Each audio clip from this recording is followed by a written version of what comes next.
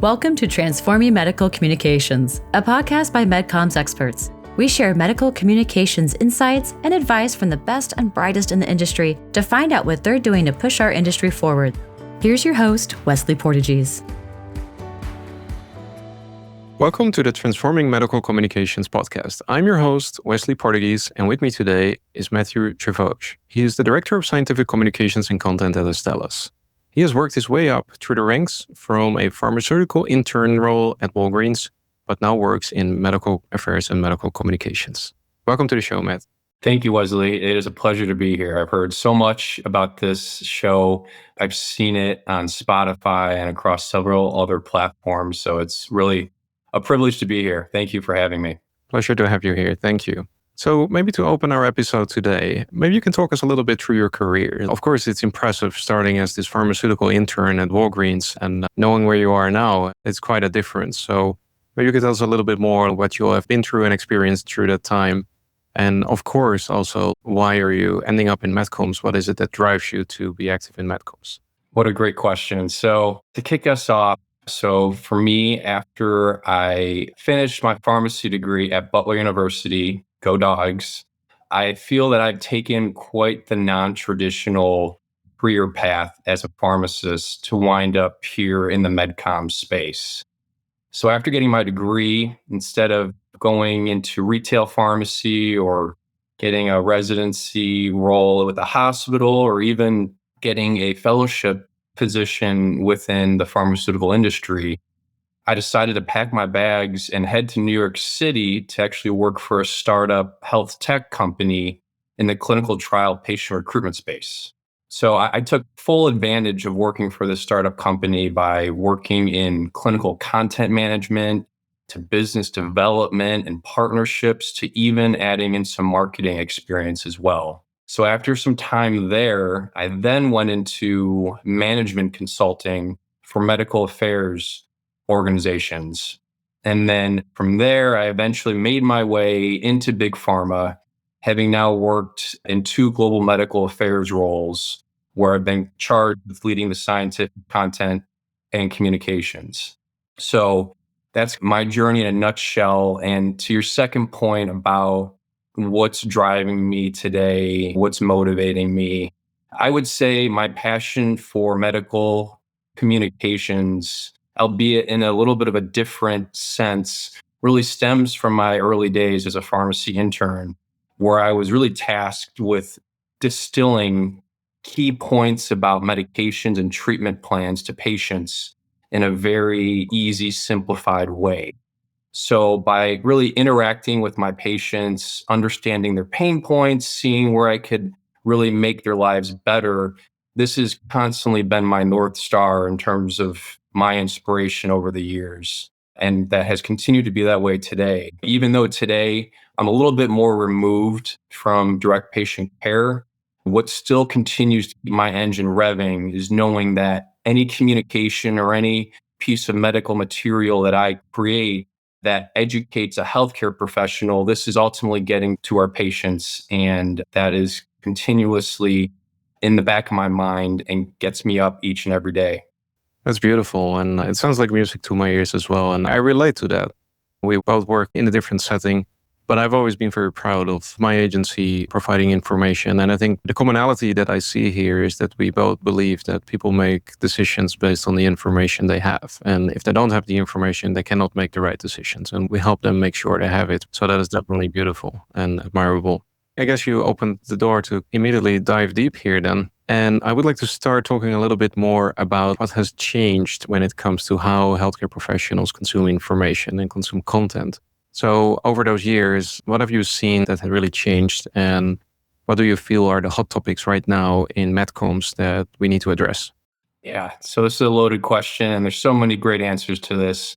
For me, I think over the past several years, there's just been a boom in data, boom in publications, so much at our fingertips as a healthcare profession. And it's quite the task to stay up on top of all of that, especially our HCPs who are seeing more and more patients each day. And then even in addition to that, with all this information at our fingertips, I'd also say our attention spans have also dramatically decreased. So we really need to make sure we're getting the right message across right away to keep and maintain that focus of anybody that we're speaking to. This is why in my time here working in the MedCom space, I've seen recently the need and the growing appetite for more kind of bite-sized content, more modular content that our HCPs can digest. And from there, we could also dive deeper into the data, deeper into more specific points that might be raised. But I think it's really important for us to start small, whether it's maybe a short animation or a video or an infographic that somebody from our field medical teams can talk through using the art of scientific storytelling, which is a science in and of itself. But from there, by having just some high level overview, then we could get into the weeds if we need to. Because I also see, I think prior 10, 15 years ago, I think we all just had all this content, also with very little white space, potentially in slides or in anything that we would show HCPs. And it would just be overwhelming, way too overwhelming. We would lose their focus. We wouldn't be educating them to the highest extent that we know we could. Yeah, we got to start small and eventually build up so that they come away with a few key points, because we're not going to get every point across to them. But as long as we hit a few key takeaways whenever we're interacting with our HCPs, we're going to make that difference for our patients ultimately. Yeah. Yeah, that makes a lot of sense. Now, Matt, I have a question about that. I guess communicating in this more concise way and creating deliverables that are more concise is new to us as an industry. If you look at the traditional way of scientific communications, we're exhaustive and inclusive of anything we can get our hands on, basically. Look at the average scientific poster and everyone knows what I mean. So what can we do to change our mindset on that? And more practically, how do we decide what to communicate? How can we stay true to the scientific rigor, but at the same time create more concise information?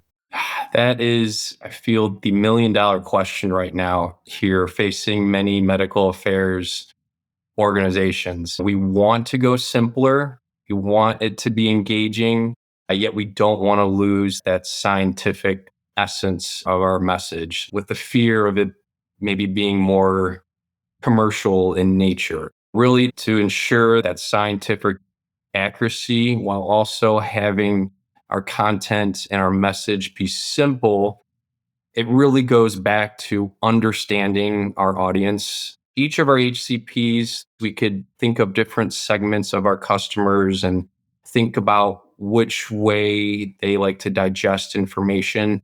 That is very critical, very important before we ever can consider putting out any sort of information to them. We really got to understand them first, know what they like. And maybe some of our HCPs, and we still see this today, they want the intense scientific data thrown at them. They want slides that have all of the Kaplan-Meier curves. They have all the patient characteristics. They want to see all the data. And for some, that's great. But I also know, like I said earlier, in this day and age where time is short, we got to really get a few key points across. We got to make sure that we are testing our messaging and our key points with the field. We got to get feedback from our HCPs following interactions. Got to make sure that we're hitting key points, because at the end of the day, yeah, we don't want to go too simple, but we also want to make sure that science and that scientific narrative is getting across to them. Really first know our audience. And I feel like a lot of medical affairs teams are doing this now. We're surveying our HCPs. We're having these one-on-one conversations. I think those are really important. I've had several of these conversations at so many medical congresses, and these kind of hallway conversations, water cooler conversations, those have really led to a lot of medical strategies and changes in the way that we do things so that we're, at the end of the day, benefiting our HCPs and then ultimately our patients. Thank you. There's a lot to unpack here. I hear a lot of interesting things. And tell me if I'm representing this like how you meant it. But what I hear you say is if you want to communicate more concisely, you need to better understand what your audience is actually looking for. So you can basically answer a more specific and concrete question. Yes, absolutely. And then when you do, you need to test whether when you are answering that question, if it's actually like in a conversation, you might ask someone in a business meeting, hey, did this answer your question? Hear the answer and make sure it was transmitted and understood correctly. So tell me a bit more about that. How could people go about that? If they want to build this understanding of their audience and the question to be answered better, how could they go about it? Yeah, so I think this is something that as a medical affairs community, we are still grappling with. I think we are all very proud individuals. We're very intelligent, and sometimes we don't like hearing when maybe our message or our educational points aren't really hitting home. But I think it's really imperative that we accept that we're not perfect and we want to always get better. So I feel like something that we should be doing more of from a medical perspective, and I think this is done quite a bit from the commercial side of things. Following any interaction, we should be able to have a way, maybe it's a short email or maybe a quick message to our HCPs to really gauge the level of impact essentially from that interaction. What is one or two key takeaways that they took from that interaction? Do they feel like they understand this topic better? Feel like that should be an easy survey or something that we could do more of, because it's really hard to gauge medical impact these days. I think metrics, just medical metrics in and of itself, I think everybody has a love and hate relationship with that because each company is different and it's just very hard right now to gauge success. But I do feel like some minor things such as having some sort of way to survey, ask an HCP their level of understanding, following interactions, that could be done. And we could then show and prove our value as a medical affairs organization just by doing that. Yeah. I really like that. And I like the way of thinking. And you're right. Like with metrics currently, when it comes to medical communications, a lot of it is using quantitative metrics as a proxy for qualitative metrics. And it doesn't allow for much more like strategic input to understand what potentially would need to change about your content or how you could further optimize it. But I do think with the increase of digital channels, and even when this comes to field medical, where obviously the MSL isn't digital, but they work through digital tools right now and bringing maybe a tablet, there's so much opportunity to integrate a feedback loop. And I've also been thinking about other industries where they're doing that, even as simple as a help page from some kind of product or company where you're trying to solve something, you read their suggested solution, and at the bottom they ask, did this help you? And if you say no, it's going to ask you like, why not? What happened? And I'm sure they're using that feedback to optimize their content. And we should be able to do the same in MedComms. Yeah, and then that also comes with it the fear of being too commercial in nature. I feel like we're always trying to shy away from that. And actually, yeah, we absolutely must. But there has to be some middle ground because I know medical affairs organizations provide immense value to companies and it just isn't quantified as much as we all wish it was. There has to be something here. And I'm sure, hopefully, with AI taking off, and that's a whole other conversation to be had, I'm hopeful that we could really show our true value here really soon. Yeah. Yeah, absolutely. I agree. Talking about digital communications, I was wondering if you have any experiences that you could share with us around like applying maybe some new and innovative formats and whether you have seen any successes or results doing that.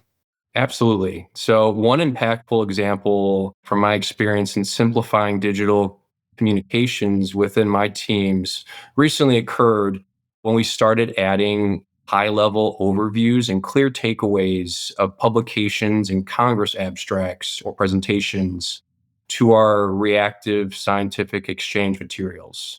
Initially, our content has always contained rich scientific content with almost no white space in our content, I might add. So text heavy, no white space. And I don't think it took a rocket scientist to know that our HCPs were finding this kind of hard to navigate, hard to understand and take some clear cut messages away from this. We've also gotten feedback from HCPs that, hey, we need simpler information, but if we want to go deeper, we can with our MSLs. What we recently started doing is adding in interactive, high level overviews or single slide summaries for a lot of our Congress presentations, as well as our key manuscripts. And by adding in these high level overviews, adding in interactive features that would take our HCPs to certain graphs or figures or to other data that might be very specific, that might not be as necessary in a high level overview. By having this ready to go for our field teams, it allowed them to also really flex their scientific storytelling, because not all the information is going to be shown on this high level slide. They got to really do their research. They got to have a strong understanding of this data.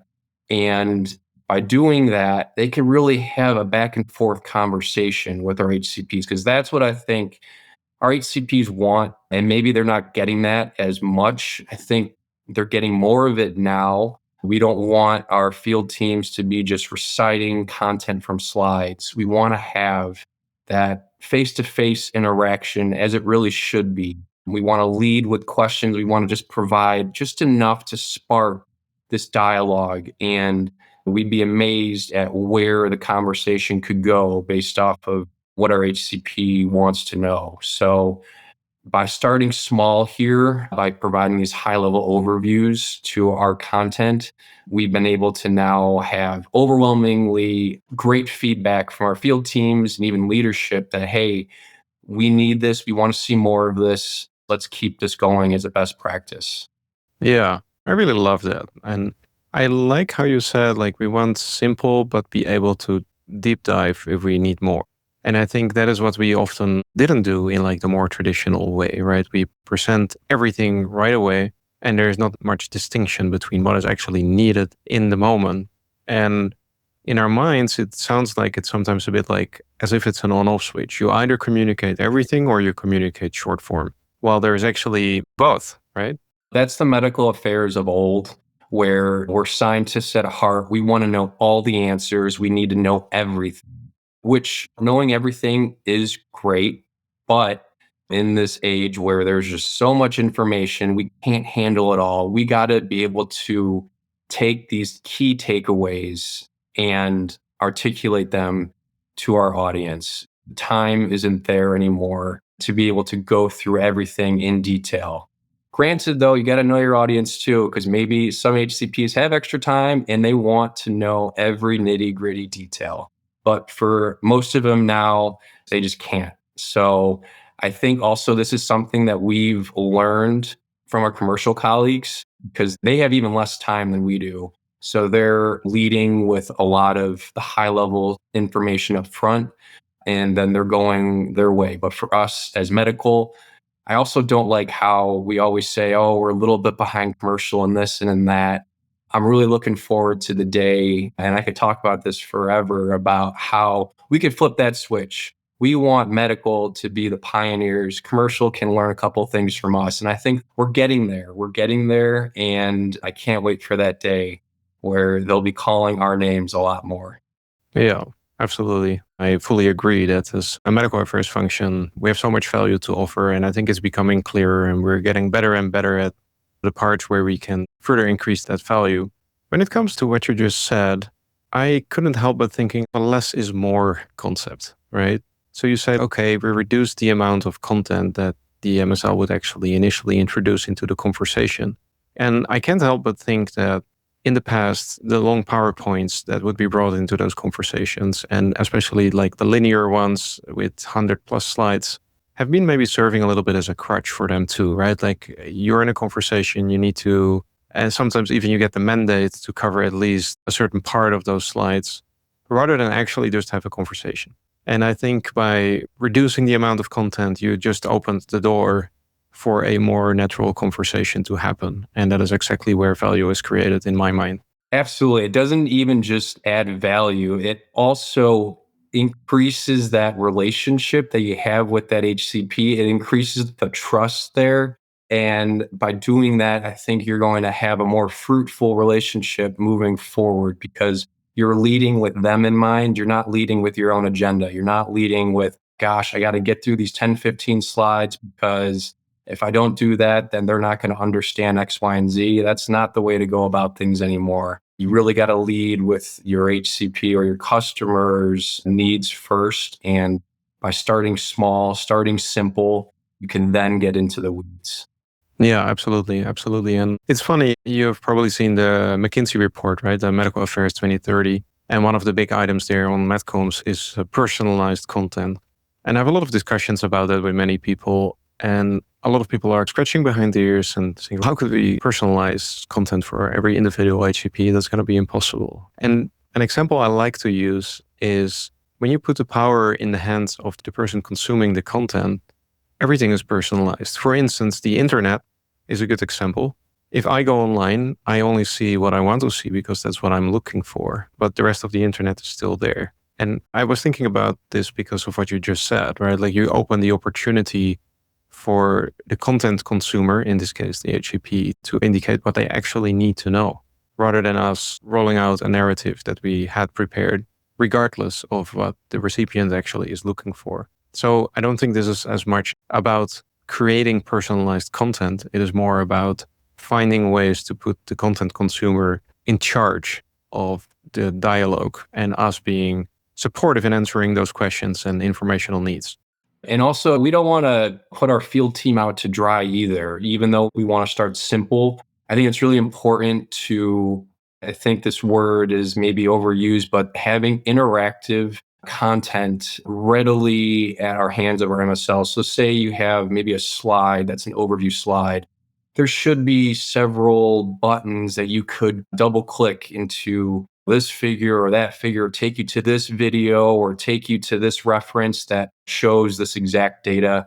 Because I think we got to anticipate a little bit what our HCPs and our customers might ask or might have a question about. And so I think it's really critical. Like I said, start small, but we have all of these tools, all of these links, all of these call outs that we could easily, without interrupting the flow of the dialogue, get to. Because we also don't like, oh man, let me pull up this PowerPoint, let me try to dig up this manuscript and get into this information, because that also just interrupts that scientific storytelling flow that we all aim to have at the highest level, because we only have 15, 20 minutes with these folks. So yeah, we don't want to leave our field teams out to dry. So we got to make sure it's simple, yet there's a lot of things packaged in this overview that they can easily get to. Yeah, absolutely. And I was just thinking like there's something I want to share, and I know it might be sounding like a quick infomercial for my agency, but I'll take the risk here. I'm exactly on the same line of thought here with you. And a concept we introduced some years ago is called the facilitated storytelling slide decks. And that is exactly that. The MSL needs support and needs to be able to show anything they need to show based on the conversation they're having, but without this kind of this data overload and linear concept of the old traditional slide decks. And that is exactly what it is. So they have actually a conversation, and we built an interface within the deck that is extremely intuitive. So while they're talking and asking the right questions, they can navigate in a split second to the sections that they need. And the feedback we've been having from both of our clients, from the MSLs, and also from the HCPs they're talking with has been extremely well, because they just have like more organic discussions rather than something that is previously it might have been led a little bit too much by the actual PowerPoint rather than by what the HCP actually needs. So I think this is a really exciting development in general for our industry, that we're starting to understand how we can tackle those challenges better, how we can still support our field teams and still create content that is extremely effective and impactful. I couldn't agree more. That's something I'm very curious to see. I'm also, my mind was spinning about leveraging AI to maybe understand where a HCP might have a question or might want to go off the path. And then boom, we'll have the information readily at our hands based off of that. Yeah, I think this is something really great that you guys are doing. And I think more of us as medical affairs professionals need to learn from. Yeah, thank you.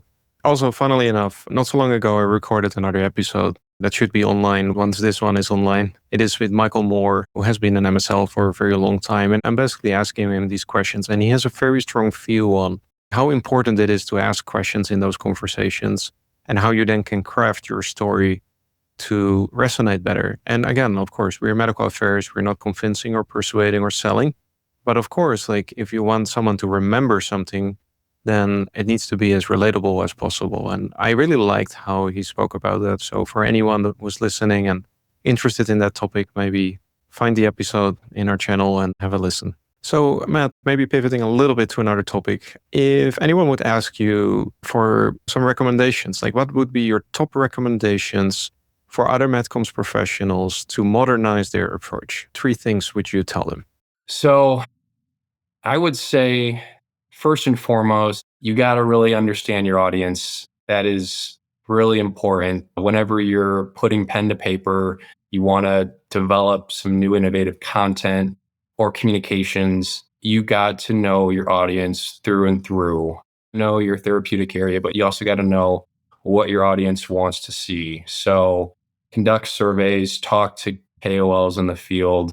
That will really set you apart and show your really broad understanding, not only to yourself, but also to the senior leaders around you. So that's really critical. I would also say, we talked about this a little bit, but there are always going to be segments or perhaps different personas within your therapeutic area. So maybe there's some folks that really want to see more digital communications. They want to see videos, they want to see animations, but then there's others that want to see very dense PowerPoint slides.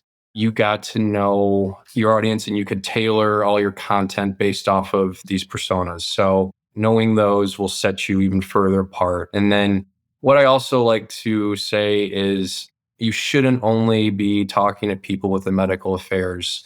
You need to branch out, collaborate, talk to your commercial colleagues, talk to your patient centricity teams. Really broaden your horizon, broaden your Rolodex there so that you could get the full picture within your therapeutic area. You're not going to be able to develop the best content or the best communications unless you have that full picture. Know your audience, maybe segment and understand the personas more, but then also step out of med affairs, talk to other people within your organization.